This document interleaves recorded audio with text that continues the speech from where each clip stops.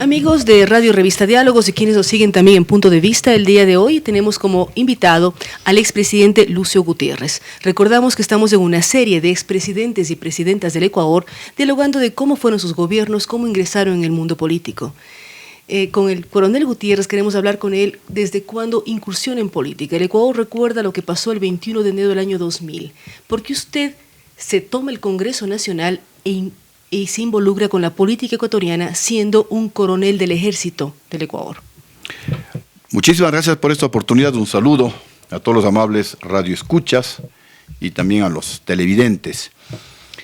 Hasta el 20 de enero del año 2002, yo era un coronel en servicio activo. Había terminado el curso de Estado Mayor Conjunto, que es un requisito para ascender a general. Del año 2000, cuando cae en Maguad. Exactamente. ¿Ya? ¿Por qué nosotros tomamos la decisión histórica, que en varias ocasiones yo he mencionado que es lo más maravilloso que he realizado en mi vida, de actuar el 21 de enero del 2000? Porque en meses anteriores, el gobierno del presidente Yamil Maguad tomó la decisión de congelar los depósitos de alrededor de 1.700.000 ecuatorianos en los bancos, cantidad que ascendía como a 4.000 millones de dólares. Y unos 4.000 millones de dólares a un dólar de cuántos sucres en ese momento, porque uno tiene que recordar que el feriado bancario se dio cuando teníamos todavía moneda propia, que era el sucre. Sí, el feriado bancario se dio en el año de 1999, cuando todavía estábamos en sucres. El presidente de la República en esa época, pues calculando en sucres, el salvataje bancario fue de alrededor de 4.000 millones de dólares y el congelamiento bancario aproximadamente de otros 4.000 millones de dólares. En definitiva, el perjuicio en contra de los ecuatorianos fue como de 8.000 millones de dólares. Esto pues ocasionó una grave crisis económica y social porque muchas fábricas quebraron.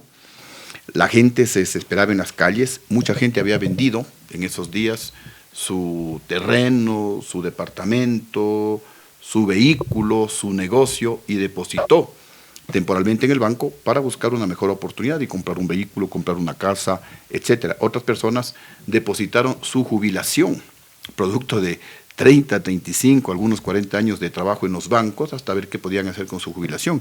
Algunas personas decían que depositaron el dinero en los bancos porque tenían que operarse con urgencia. Otras vivían de los ahorros y de los intereses de sus ahorros depositados en los bancos. Y de pronto todos los ecuatorianos se quedaron sin su dinero. La gente se quejaba, lloraba, se desesperaba. Se publicó en esos días en los medios de comunicación que como 46, algo así, personas se suicidaron porque fueron a retirar su dinero y de pronto el dinero no lo entregaban. En esta situación pues había una grave convulsión social en el Ecuador, la gente reclamaba por su dinero, la gente se quejaba por los precios altos y a los militares nos congregaron, recuerdo, en una reunión en el Instituto de Altos Estudios Nacionales para pedirnos el apoyo porque el gobierno había tomado la decisión de incrementar el IVA del 10 al 15%.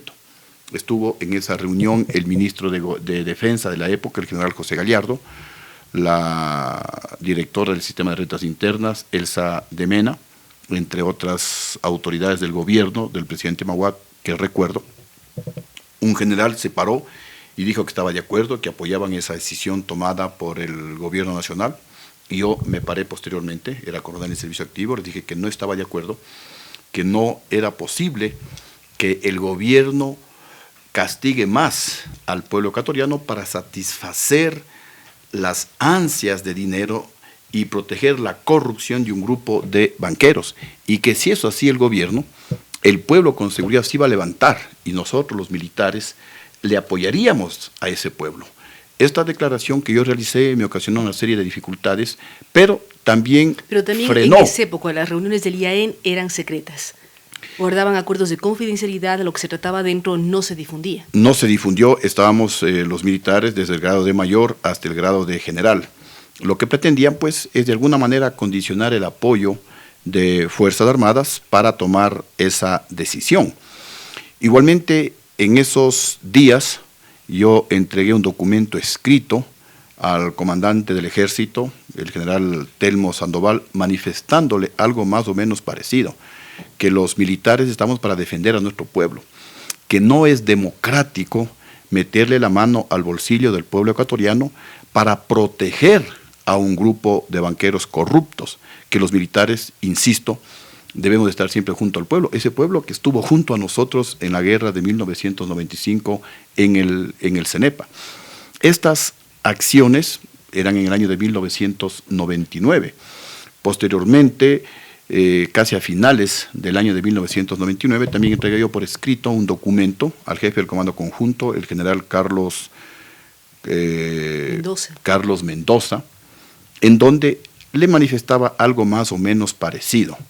Hicimos pues un análisis sobre la coyuntura política, económica, social y militar.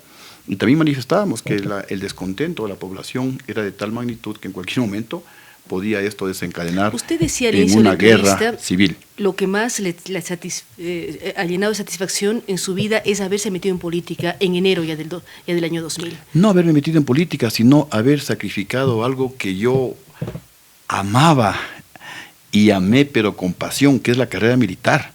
Yo entré a la carrera militar a la edad de 15 años. Y siempre me esforcé, desde cadete, siempre yo fui el primero de mi promoción. Lo que se llama primera antigüedad. Primera antigüedad en todos los cursos militares, en los cursos académicos, en el exterior. Fui becado al Brasil, fui el primer extranjero que en 50 años en el Brasil se ubicaba en primer lugar. Fui el mejor graduado de toda la Escuela Politécnica del Ejército como ingeniero civil y estaba muy próximo a salir con mi familia de agregado militar a los Estados Unidos. Entonces, todo eso dejé a un lado. ¿Por qué? Por amor al pueblo, porque no sabíamos qué es lo que nos podía suceder. Jamás estábamos pensando en actividad política. Simplemente, el 20 de enero nos reunimos en el departamento de mi hermano al norte de Quito con Gilmar Gutiérrez. Que también era miembro de las Fuerzas Armadas. También era miembro de las Fuerzas Armadas, él era ingeniero mecánico, y con otro grupo de capitanes que también pues habían egresado de la Escuela Politécnica del Ejército, unos eran ingenieros civiles, otros ingenieros mecánicos. Nos reunimos con ellos en la casa de mi hermano, analizamos la situación y llegamos a la conclusión de que no podíamos reprimir al pueblo porque nos habían ordenado que a como dé lugar retiremos a los indígenas y al pueblo que estaban cercando el Congreso de la República reclamando por su dinero. Ellos no pedían nada que no sea su dinero. El gobierno estaba permitiendo que le roben la plata al pueblo ecuatoriano, como 8.000 millones de dólares. Entonces, entre nosotros dijimos, bueno, los militares no estamos para eso, pues no estamos para respaldar a un gobierno corrupto. Los militares estamos para defender al pueblo, para defender a la democracia. Y justamente la democracia radica en el pueblo. Así que esa noche tomamos la decisión de al día siguiente no reprimir al pueblo, sino más bien unirnos al pueblo en ese legítimo reclamo. A eso es a lo que yo me refiero, lo más maravilloso que he realizado en mi vida. Y está usted con un grupo de coroneles, uno puede recordar a Cobo, Brito, La Lama, todos aquellos que han tenido participación o tuvieron en ese enero del 2000 y después han sido parte de su equipo en algún momento. Sí, ellos fueron después, ¿no? Yo me refiero al momento en que uno tiene que tomar decisiones, porque es muy fácil cuando alguien toma una decisión, de pronto seguirle atrás, pero tomar esa decisión, y esa decisión las tomamos con nuestras familias. Estaba tanto la esposa de mi hermano Gilmar Gutiérrez como mi esposa Jimena Borges. Y les dijimos, bueno, no sabemos qué nos puede ocurrir, nos pueden matar, lo mínimo, nos pueden encarcelar, la carrera militar pues se termina, y podrían venir una serie de represalias, de persecución en contra de la familia, y obtuvimos ese apoyo de nuestra familia.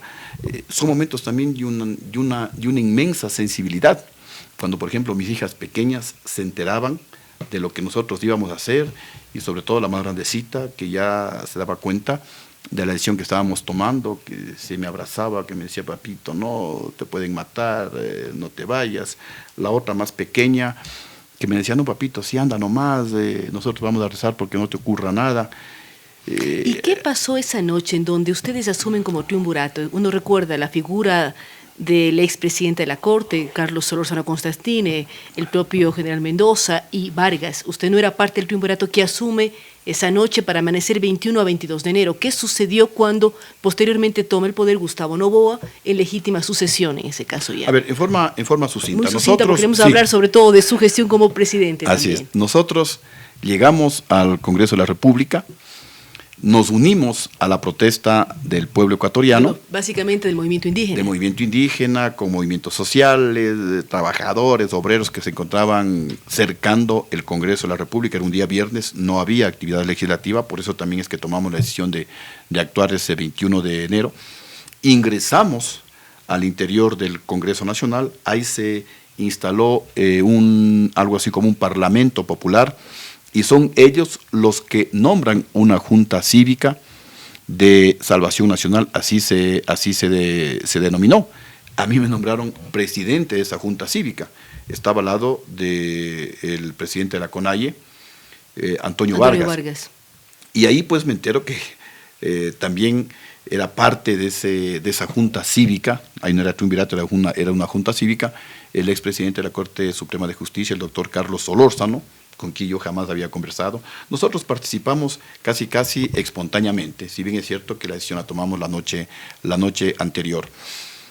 Luego de estar en el Congreso, como cerca del mediodía, viene el coronel Cobo, viene el coronel Alama, viene el coronel Brito, con el objetivo de que nosotros cambiemos de decisión, que nos sometamos a los generales, y pues ahí conversamos y llegamos nosotros a la conclusión de que los generales fueron advertidos a tiempo. Yo mismo en varias ocasiones les había dicho que no podemos los militares permitir o socapar la corrupción del gobierno de turno, y les habíamos dicho en varias ocasiones que ellos, siguiendo el órgano respectivo, el órgano regular, como se llama dentro de Fuerzas Armadas, hablen con el presidente y les digan que no pueden robarle el dinero a los ecuatorianos para beneficiar a un grupo de banqueros, 12, 15 banqueros. Luego tomamos la decisión de ir al Palacio de Carondelet.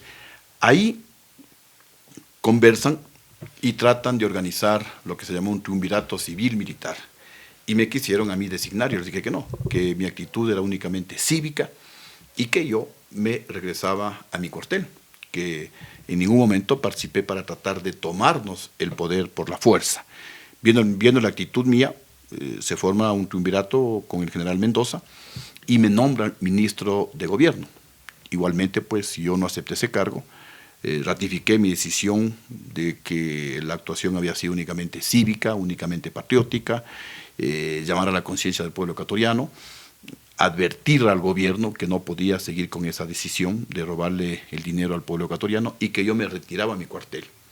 Es así que como a las 12 de la noche yo salí del Palacio de Carondelet, me fui a mi casa, y al día siguiente, cuando salía de mi casa supuestamente a trabajar, fue cuando me capturaron, me secuestraron, y desde ahí pues estuve detenido aproximadamente 6 meses. Estuvo 6 meses, se le acusaba de golpista específicamente en ese entonces. Y nos querían encarcelar como 16 años por atentar contra la seguridad del Estado, etcétera, ¿no? Nosotros siempre decíamos que jamás Usted sale 6 meses después aproximadamente y se ingresa de frente en la política ecuatoriana y presenta su candidatura posteriormente a la presidencia de la República. ¿Por qué toma esa decisión y qué país era el que usted veía como candidato y qué país vio como presidente? A ver, nosotros formamos un movimiento cívico, pues queríamos fortalecer esos valores cívicos, morales, éticos y patrióticos, especialmente en la juventud. Y fuimos invitados a algunas universidades a dictar conferencias, y entonces hablábamos con los jóvenes estudiantes sobre esa decisión que nosotros habíamos tomado. Y los jóvenes nos comenzaron a emplazar, bueno, ¿cómo quieren cambiar al Ecuador si solamente pues están como un movimiento cívico? Ustedes deberían formar un movimiento político, deberían llegar al poder, y desde ahí se pueden realizar los cambios sobre los cuales nos están hablando, nos decían los estudiantes. Entonces ahí surge la idea de cambiar de movimiento únicamente cívico a la posibilidad de formar un movimiento político. Entonces preguntamos cuáles eran los requisitos, nos indicaron cuáles eran los requisitos, comenzamos a recorrer el país, a recoger afiliaciones, completamos las afiliaciones, las presentamos. Antes de eso, un paréntesis, coronel. ¿Qué vio usted? Usted fue decán de 2 presidentes polémicos, Bucaram y Alarcón. ¿Qué aprendió de política o qué no aprendió de política con estos 2 personajes que fueron sus antecesores en el Palacio de Carondelet? Yo diría que tal vez muy poco, porque no tenía yo la visión de entrar en la actividad política.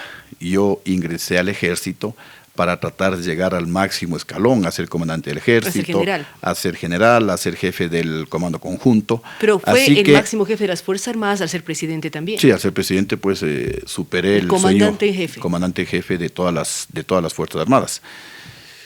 Pero siendo presidente, pues obviamente esa experiencia de alguna manera me sirvió para lo que yo consideraba errores, no cometerlos. Pero sí cometí, por ejemplo, un error gravísimo cuando yo le decía al presidente Bucaram que las movilizaciones van a estar fuertes y que se debería tomar ciertas medidas para contrarrestarlas. Y el presidente Bucaram estaba completamente seguro de que nada iba a suceder. Obviamente, mientras no le traicionen las estamos fuerzas hablando de febrero militares. del 97 ya. Febrero del 97. El momento que los militares le quitaron el respaldo al presidente Bucaram, en ese momento el presidente Bucaram se cayó. Y lo mismo se repitió en el golpe de Estado en contra del presidente Yamil Mahuad. El momento que los generales, que los militares, el 21 de enero del 2000, alrededor de las 2, 3 de la tarde, le quitan el respaldo al presidente Mahuad, en ese rato se cayó el presidente Mahuad.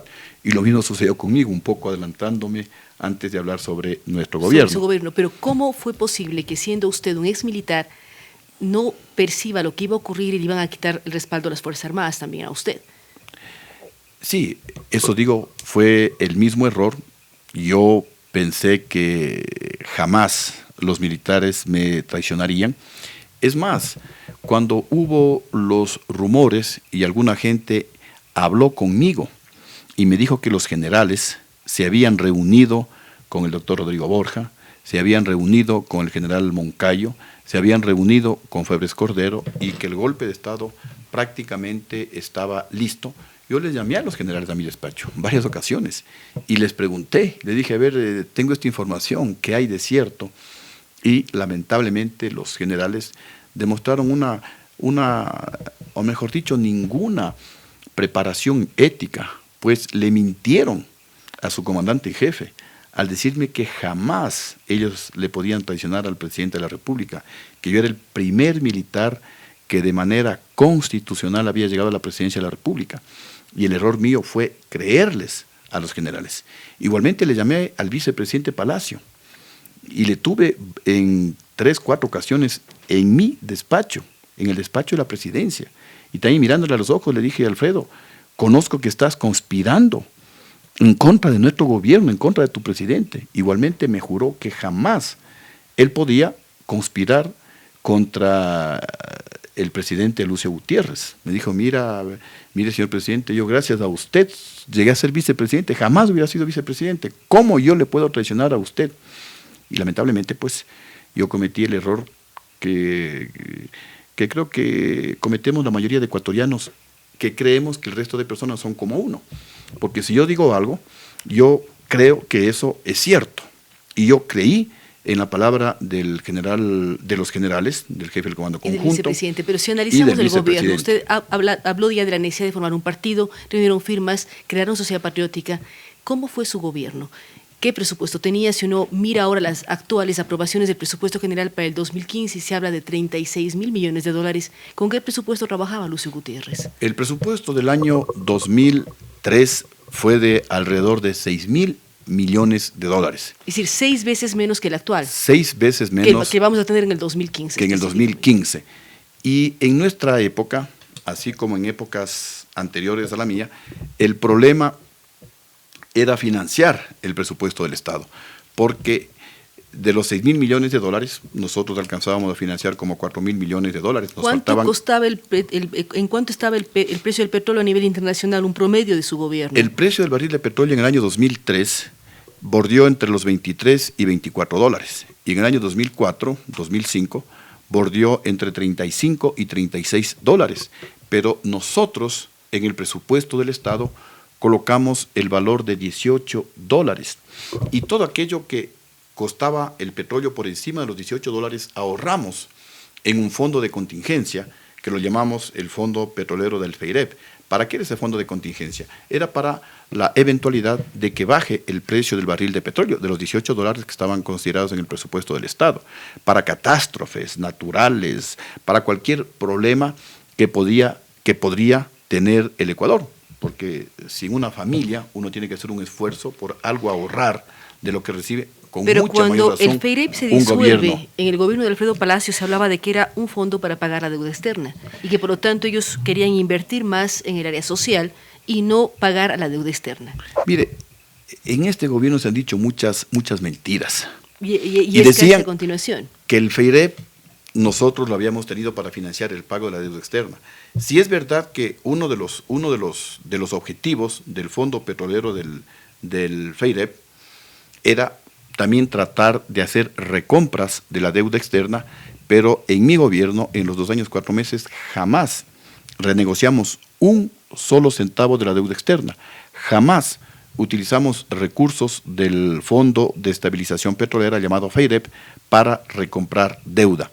Ese fondo era con el objetivo fundamental, con el objetivo primario, repito, de utilizar esos fondos en caso de que el precio del barril de petróleo fijado en $18 en el presupuesto del Estado baje, en el caso de una catástrofe natural, y para financiar más bien proyectos de salud y de educación.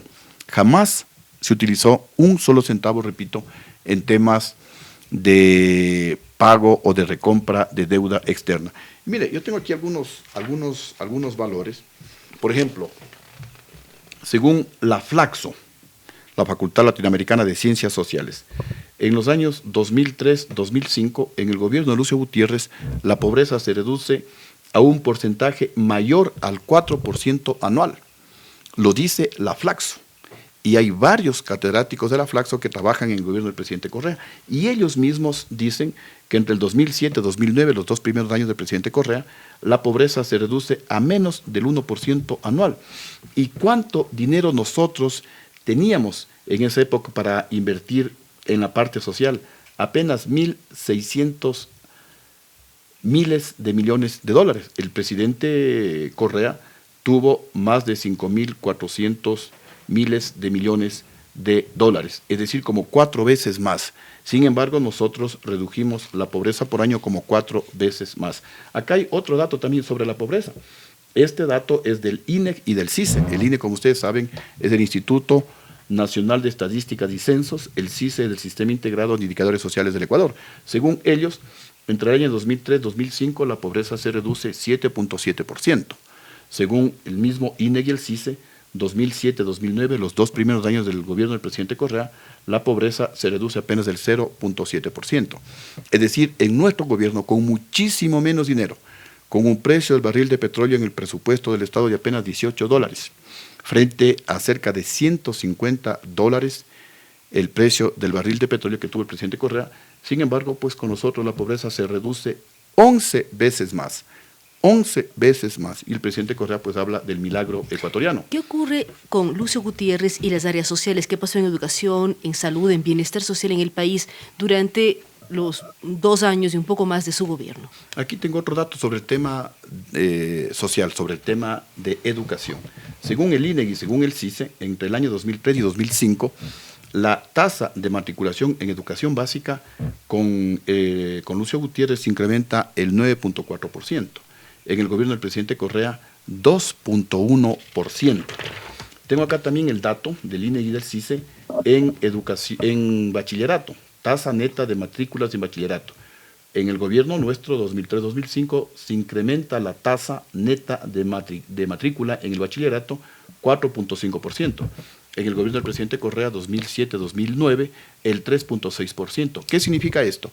Que en nuestro gobierno, en el de Lucio Gutiérrez, con muchísimo menos dinero, más niños y más jóvenes entraban a las escuelas y colegios. Con esto pues se desnuda algunas mentiras que se han mencionado en el actual gobierno para atacar, para satanizar al gobierno de Lucio Gutiérrez. Aquí hay otro dato también contundente.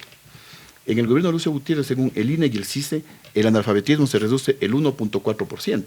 En el gobierno del presidente Correa, el 0.1%. Es decir, en nuestro gobierno se redujo el analfabetismo 14 veces más.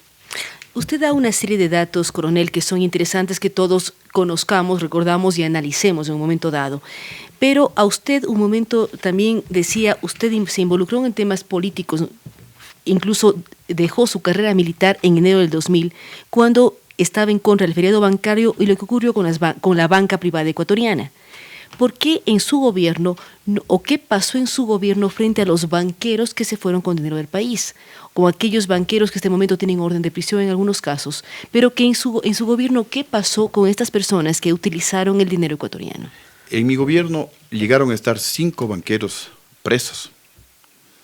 Apenas entró el gobierno del presidente Correa, esos 5 banqueros que estaban presos salieron en libertad. Uno de los compromisos que yo adquirí con el pueblo ecuatoriano fue extraditar a los banqueros acusados de peculado. E hice varias gestiones políticas ante el propio presidente de los Estados Unidos, ante la Corte Suprema de Justicia de los Estados Unidos, ante el Procurador General de los Estados Unidos, para que nos ayuden a extraditar a los banqueros, para que tengan en el Ecuador juicios justos. Y si son culpables, pues paguen el dinero que se llevaron y vayan a la cárcel. Y si son inocentes, como ellos mencionaban, pues para que se vayan a sus casas, porque no quería que en mi gobierno existan personas fuera del país. Ellos pues se autocalificaban de perseguidos políticos y en cambio la justicia ecuatoriana los reclamaba como culpables. ¿Y qué es lo que me decía el presidente de los Estados Unidos y los integrantes de la Corte Suprema de Justicia de los Estados Unidos?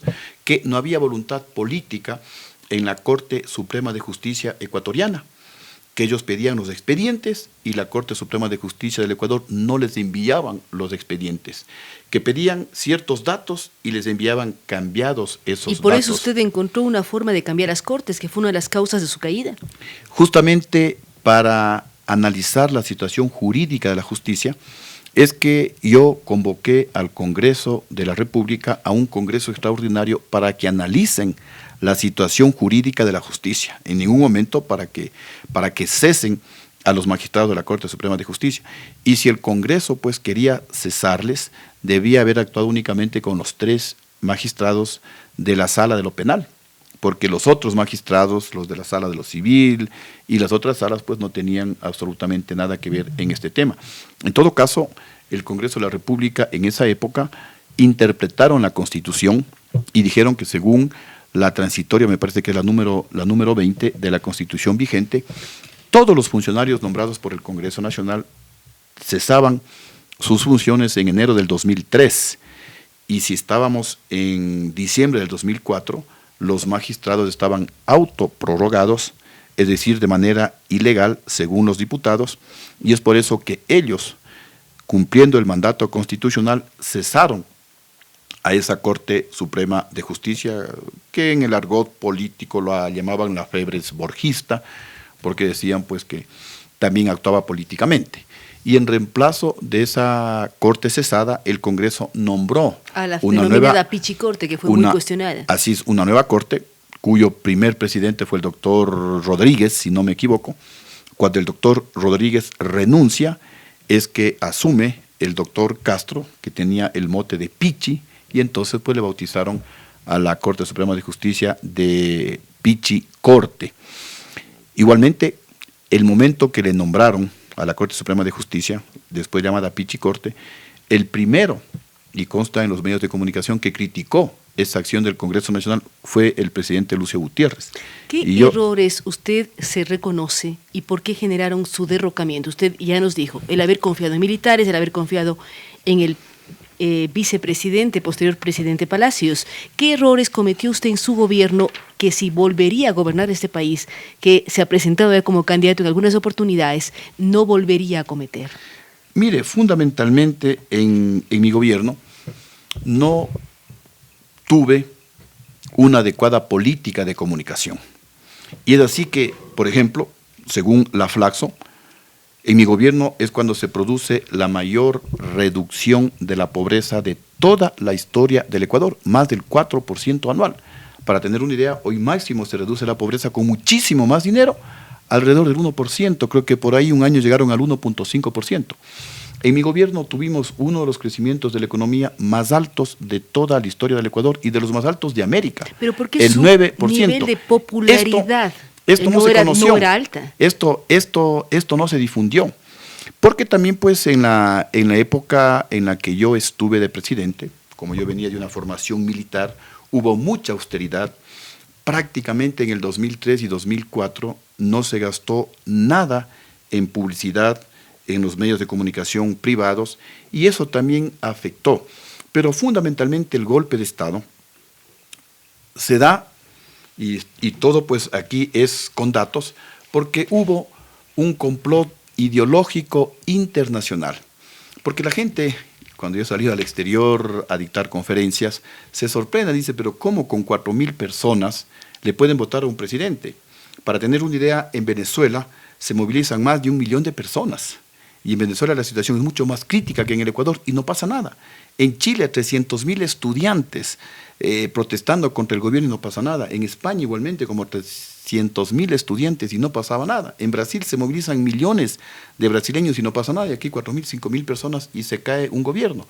Entonces con esto se ratifica que mientras los militares le respalden al gobierno, ese gobierno pues no se cae como en el caso de Venezuela, que tiene el respaldo total de las Fuerzas Armadas. Pero cuando los militares le traicionan a su presidente, ese gobierno se cae. Eso sucedió con el presidente Bucarán, eso pasó con el presidente Maguad y eso también me ocurrió a mí. ¿Por qué quiere usted volver a ser presidente y cómo manejar el tema de traición de los militares? Porque usted dice, si no hay respaldo, hay traición, un gobierno se cae. ¿Por qué quiere volver a Carondelet?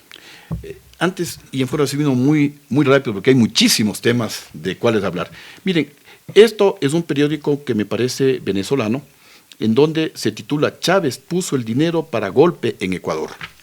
Pero usted no era amigo de Chávez antes. Sí, y ya le voy a comentar.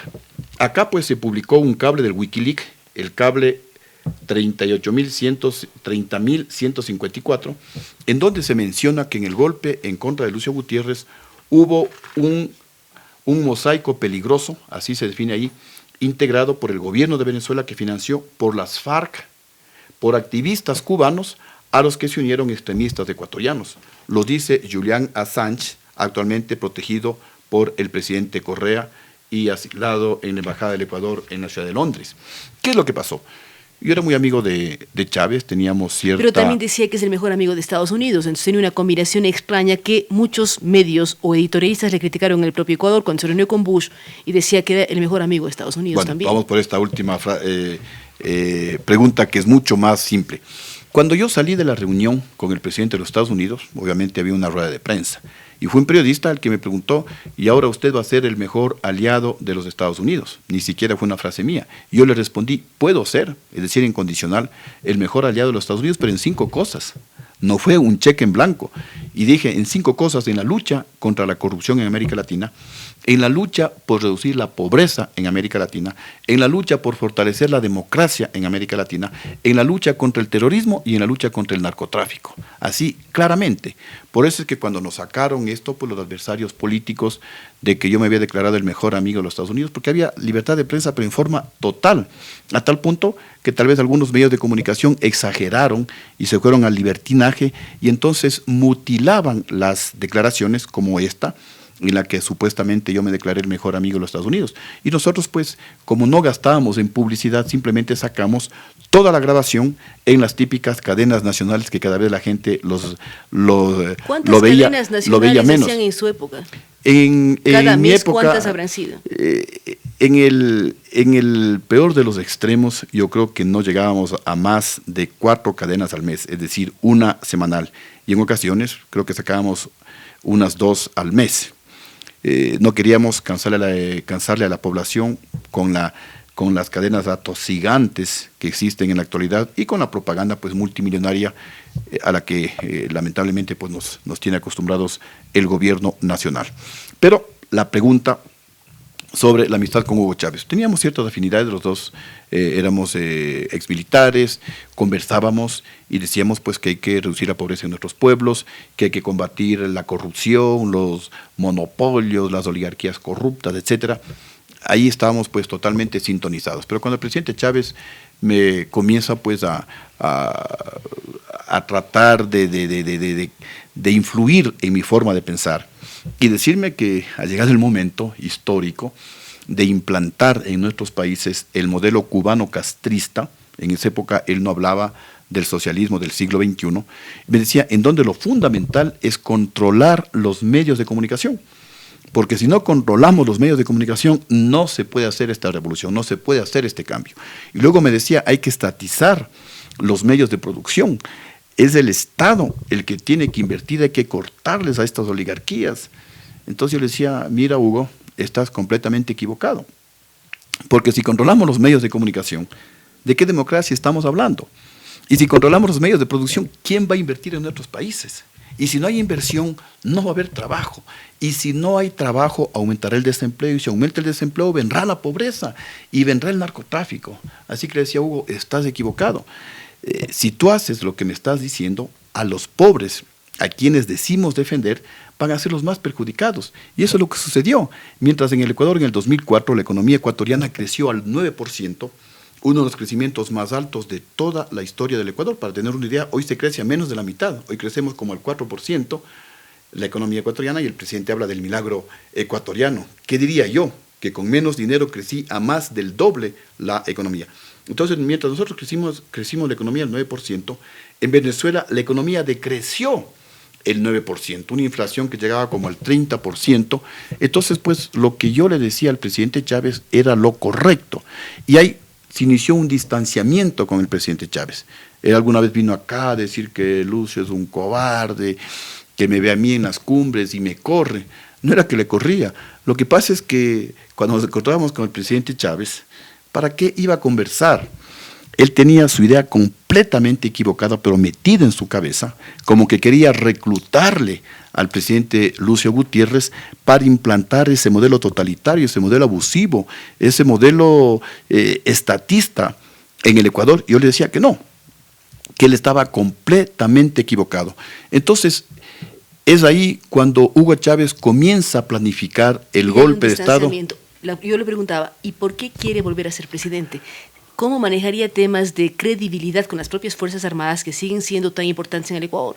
Mire, ¿por qué quiere volver a Carondelet? Si solamente se enteraría el Ecuador que con Lucio Gutiérrez tuvimos la mayor reducción de la pobreza de toda la historia, si solamente se enterarían que conmigo la economía creció al 9%, si solamente los jóvenes se enterarían que conmigo, con un precio del petróleo de apenas $18, la economía estuvo totalmente estabilizada.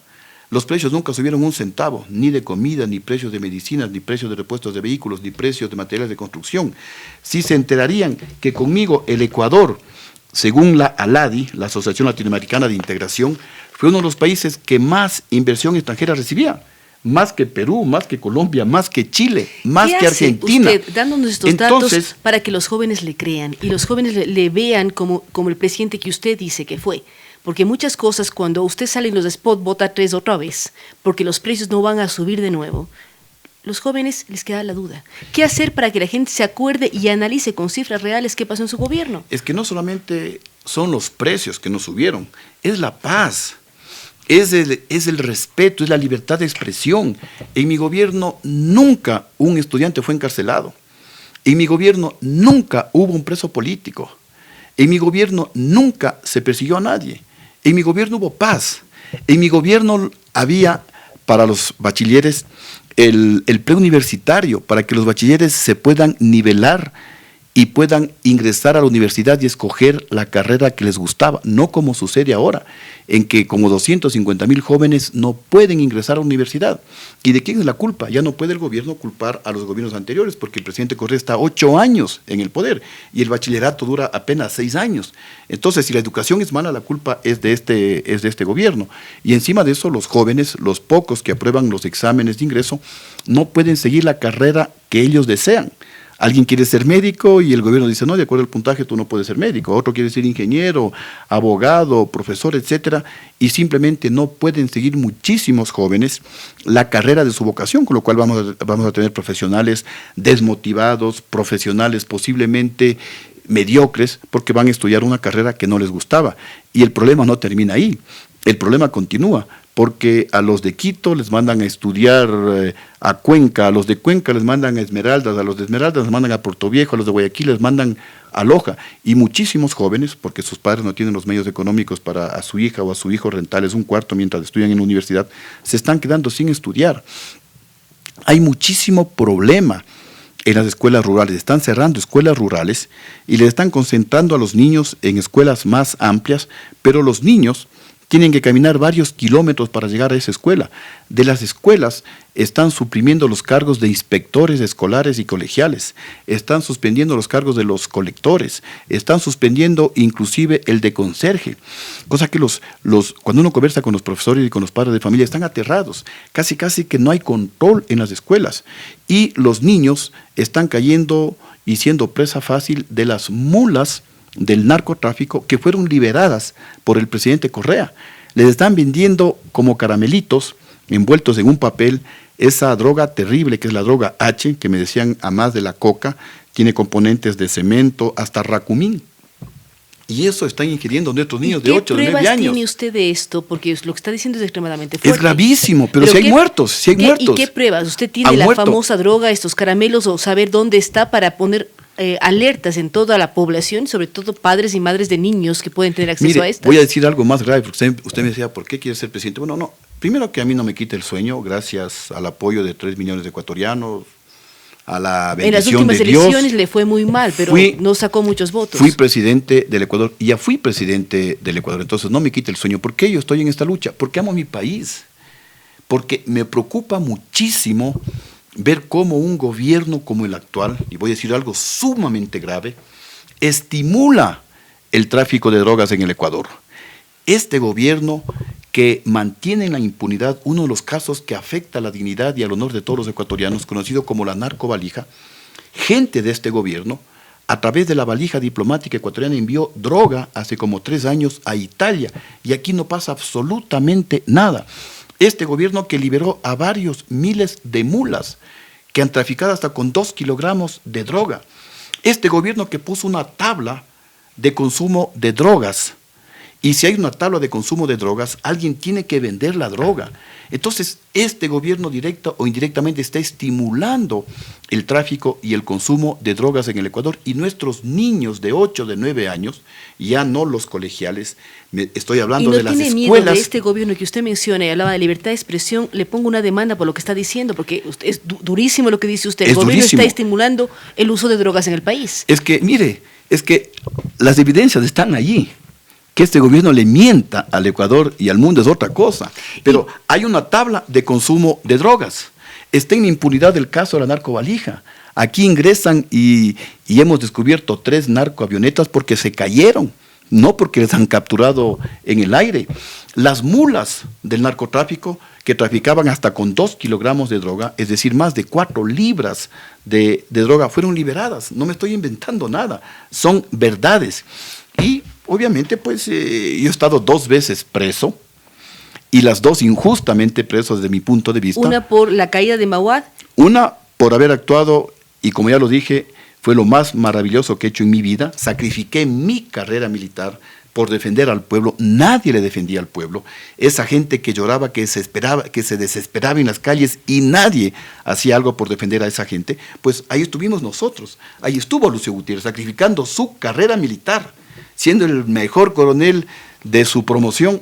Eso quedó ahí por defender a mi pueblo, y me encarcelaron.